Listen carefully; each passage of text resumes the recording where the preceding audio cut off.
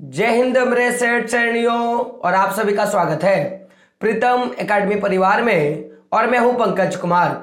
तो आज के इस वीडियो पे बात करेंगे जैक बोर्ड के द्वारा यानी कि झारखंड शैक्षिक अनुसंधान एवं प्रशिक्षण परिषद जो आपका जैक बोर्ड है, इसके द्वारा जो कक्षा 9 का मॉडल पेपर निकाला गया है, इस मॉडल पेपर के पूरे कंप्लीट सॉल्यूशन पे हम लोग क्या करेंगे, डिस्कस करेंगे।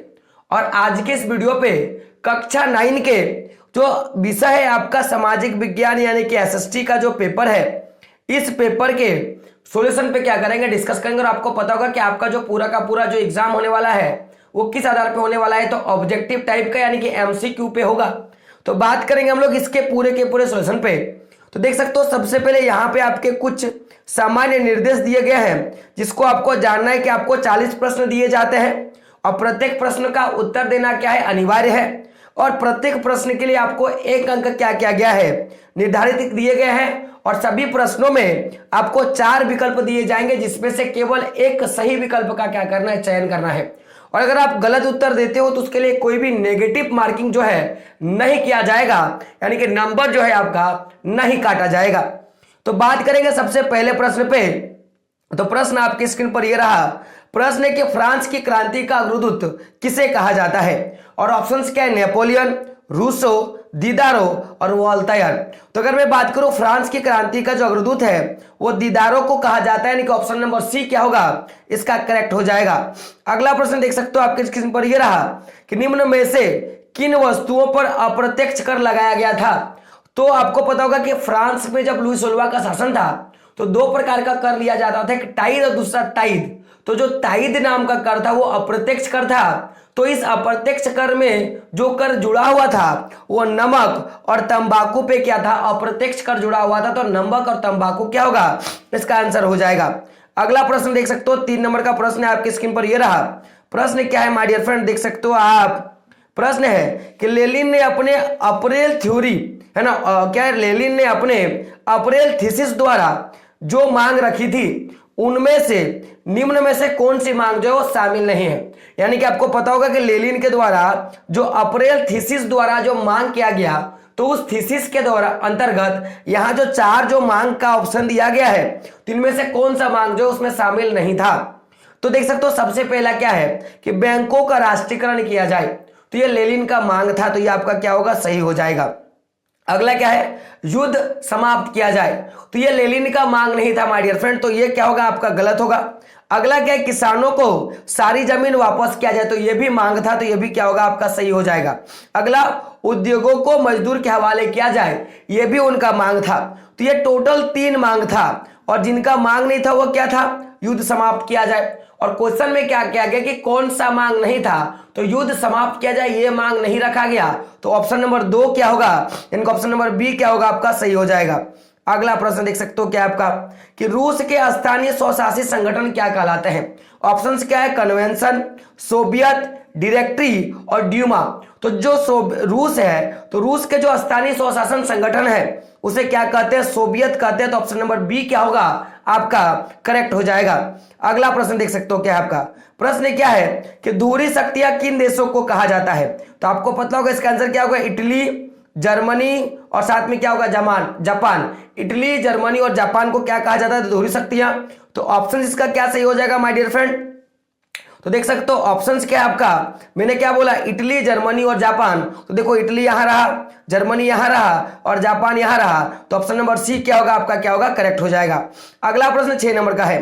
प्रश्न क्या कि किस संधि द्वारा जर्मनी पर कठोर एवं अपमानजनक शर्तें क्या गई थी, थोपी गई थी? और ये शर्त क्या था, तो आपको मैं बता दूं ये शर्त क्या था, आपका वायसराय की संधि। क्या था, वारसाई की संधि।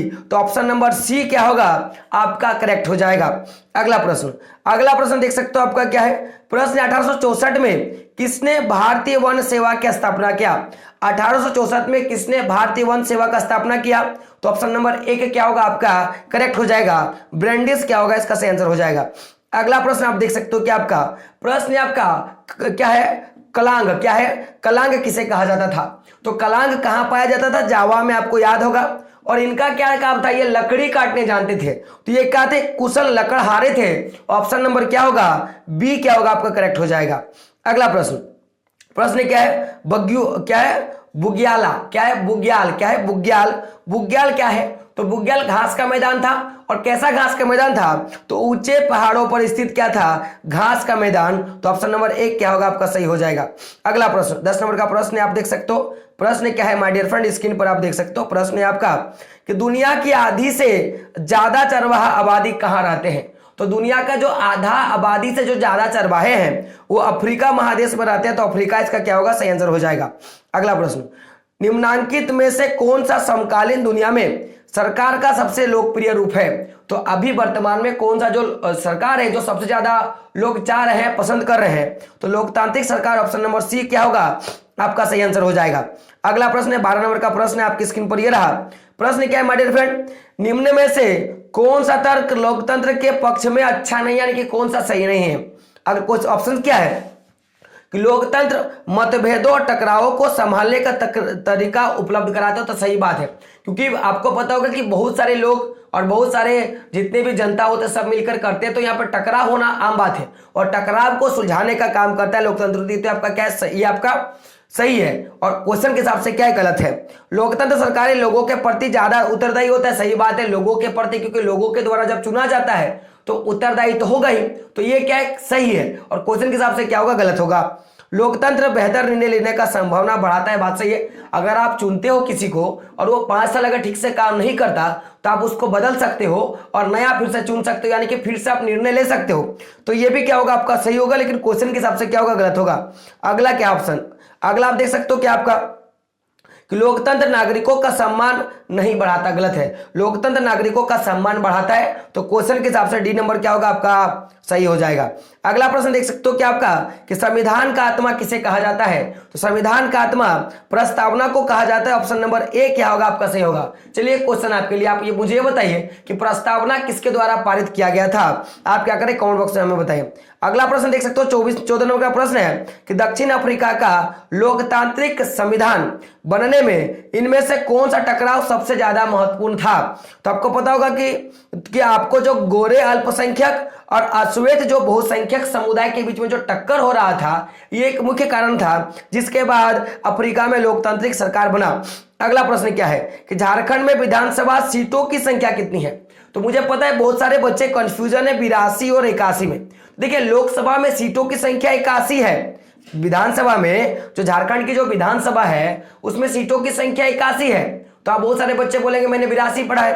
तो 82 में एक क्या होता है आपका मनोनीत होता है, जो सरकार अपने किसी भी क्षेत्र से, साहित्य के क्षेत्र से, खेलकूद के क्षेत्र से या किसी अन्य क्षेत्र से क्या करती है, मनोनीत करती है।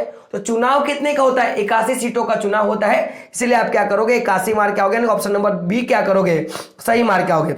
अगला प्रश्न देख सकते हो क्या आपका राष्ट्रीय मतदाता दिवस कब मनाया जाता है, 25 जनवरी को मनाया जाता है। ऑप्शन नंबर डी क्या होगा, सही हो जाएगा।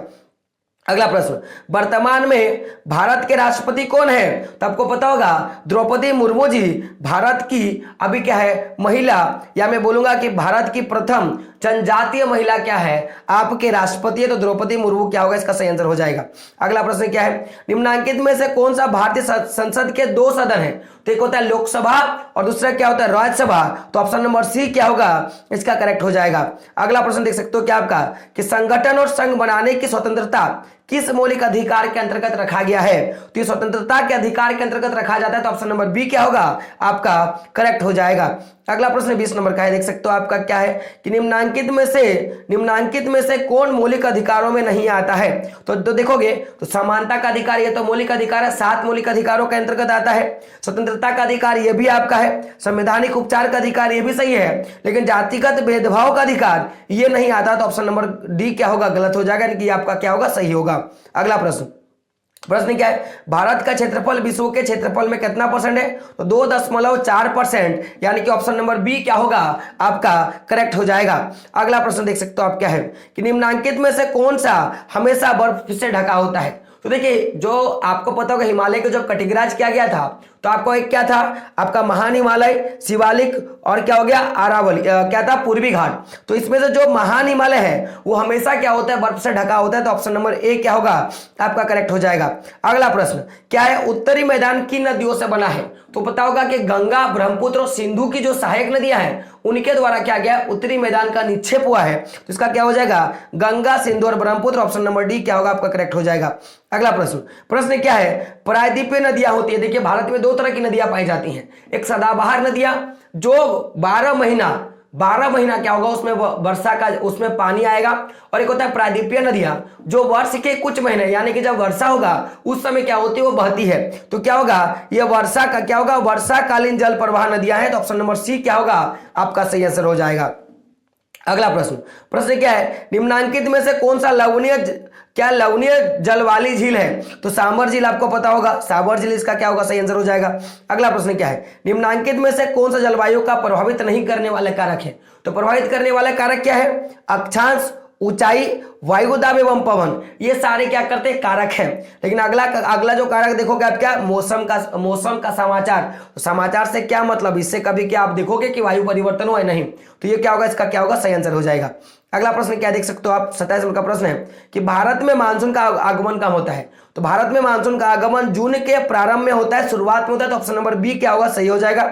अगला प्रश्न, नागफनी किस वनस्पति क्षेत्र में पाया जाता है? तो नागफनी जो है कटीले वन तथा झाड़ियों के क्षेत्र में पाया जाता है। तो ऑप्शन नंबर सी क्या होगा आपका करेक्ट हो जाएगा। अगला प्रश्न आपकी स्क्रीन पर यह रहा, प्रश्न है आपका कि भारत में लिंग अनुपात के संदर्भ में कौन सा कथन सही है? तो आपको पता होगा कि महिलाओं की संख्या कम और पुरुषों की संख्या क्या है ज्यादा है। तो देखो कि यहाँ पे क्या है, महिलाओं की संख्या पुरुषों से क्या है कम। तो ऑप्शन नंबर सी क्या होगा इसका करेक्ट हो जाएगा। अगला प्रश्न 30 नंबर का प्रश्न है, जनसंख्या में होने वाले परिवर्तन की क्रियाएं क्या है? तो देखिए जन्म दर भी प्रभावित करता है। अगर मान लो किसी क्षेत्र का जन्म दर ज्यादा हो जाएगा, नहीं ज्यादा बच्चे पैदा होने लगेंगे तो उस क्षेत्र का क्या होगा, जनसंख्या वृद्धि होगा।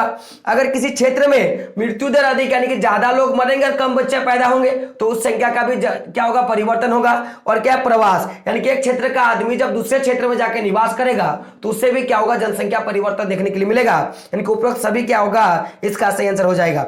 अगला प्रश्न, उत्पादन की पहली आवश्यकता क्या है? तो उत्पादन की पहली आवश्यकता भूमि और प्राकृतिक संसाधन होता है। तो क्या होगा भूमि क्या होगा इसका सही आंसर हो जाएगा। अगला प्रश्न, अस्थायी पूंजी और कार्यशील पूंजी के स्रोत क्या है? तो अस्थायी पूंजी और कार्यशील पूंजी का जो स्रोत है वो क्या है, मानव पूंजी। तो ऑप्शन नंबर बी क्या होगा आपका सही आंसर हो जाएगा। अगला प्रश्न क्या है 33 नंबर का, पालमपुर में गैर कृषि क्रियाएं हैं। तो गैर कृषि क्रियाएं यानी कि जो प्राथमिक सेक्टर का नहीं होता है। तो देखिए परिवहन, दुकानदार, लघु उद्योग के तीनों क्या है गैर कृषि क्रिया है। तो ऑप्शन नंबर डी क्या होगा आपका करेक्ट हो जाएगा। अगला प्रश्न 34 नंबर का प्रश्न है माय डियर फ्रेंड, किस प्रकार की जनसंख्या अर्थव्यवस्था की परिसंपत्ति होती है? तो साक्षर एवं स्वास्थ्य जनसंख्या क्या होता है कि जनसंख्या की परिसंपत्ति होती है। अगला प्रश्न आपके स्क्रीन पर यह रहा, प्रश्न है 35 नंबर का माय डियर फ्रेंड, देख सकते हो आपके स्क्रीन पर क्या है। प्रश्न है आपका कि निम्नांकित में से किसमें निवेश में मानव संसाधन में उच्च प्रतिफल प्राप्त होता है? यानी कि क्या जो मानव जनसंख्या में हम लोग देंगे कि उसमें हमको अच्छा रिजल्ट मिलेगा? तो शिक्षा और चिकित्सा दो भाई सबसे अच्छा रिजल्ट होगा। तो ऑप्शन नंबर सी क्या होगा आपका सही आंसर हो जाएगा। अगला प्रश्न है आपका कि विश्व में भारत में डैश निर्धनों का संकेंद्रण है। तो भारत में आपको पता होगा कि 7 में से क्या बोला गया है शायद है कि माने हर 4 व्यक्ति जो है वो क्या है आपका माने 7 में से हर 4 व्यक्ति क्या आपका गरीब है, निर्धन है। तो इसमें क्या होगा सबसे अधिक क्या होगा, ऑप्शन नंबर 1 क्या होगा आपका सही आंसर हो जाएगा। अगला प्रश्न क्या, निर्धनता रेखा का निर्धारण करते समय इनमें से किसका विचार नहीं किया जाता? तो भोजन का तो हम लोग करते हैं भाई, चिकित्सा का भी करते हैं, वस्त्र का भी करते हैं, लेकिन मनोरंजन नहीं आता। तो ऑप्शन नंबर सी क्या होगा आपका सही आंसर हो जाएगा। अगला प्रश्न क्या 38 नंबर का प्रश्न है, बफर स्टॉक क्या है? तो बफर स्टॉक क्या है माय डियर फ्रेंड? तो सरकार द्वारा अधिप्राप्त अनाज भंडार है। ऑप्शन नंबर ए क्या होगा आपका सही आंसर हो जाएगा। 39 नंबर का प्रश्न है, खाद्य सुरक्षा का क्या अर्थ है? तो खाद्य सुरक्षा अर्थ क्या है कि सभी लोगों तक क्या करना कि भोजन को पहुंचाना। तो सभी लोगों के लिए सदैव भोजन उपलब्ध कराना। ऑप्शन नंबर बी क्या होगा आपका करेक्ट हो जाएगा। बात करेंगे अंतिम प्रश्न पे। प्रश्न क्या है कि सार्वजनिक वितरण प्रणाली किससे संबंधित है? सार्वजनिक वितरण प्रणाली खाद्य सुरक्षा से संबंधित है। तो ऑप्शन नंबर सी क्या होगा आपका सही आंसर हो जाएगा। और इसी तरह 40 क्वेश्चन का आंसर हम लोगों ने कर लिया। अब अगला जो सेट आएगा उसमें लोग मतलब क्लास 9 के जितने भी आपके सेट्स निकले हैं सबका सॉल्यूशन करवा दिया जाएगा और उन्हीं सेट का सॉल्यूशन करवाया जाएगा जिनका आपको यहाँ पे आंसर नहीं दिया गया है। हालांकि इंग्लिश का आंसर दिया गया है, लेकिन अगर आप बोलोगे तो इंग्लिश का भी सॉल्यूशन जो है हम लोग अपने चैनल के द्वारा करवा देंगे, जिससे आपको समझने में क्या होगा, आसानी होगा। तो ये वाला वीडियो कैसा लगा आपको बताना है। साथ में अगर आप चैनल पे नहीं हो तो क्या करना है, चैनल को सब्सक्राइब करना है और अपने दोस्तों तक क्या करना है, वीडियो को शेयर करना है। तो दोस्तों मिलते हैं अगले वीडियो में, तब तक के लिए जय हिंद, जय भारत और आपका दिन शुभ हो।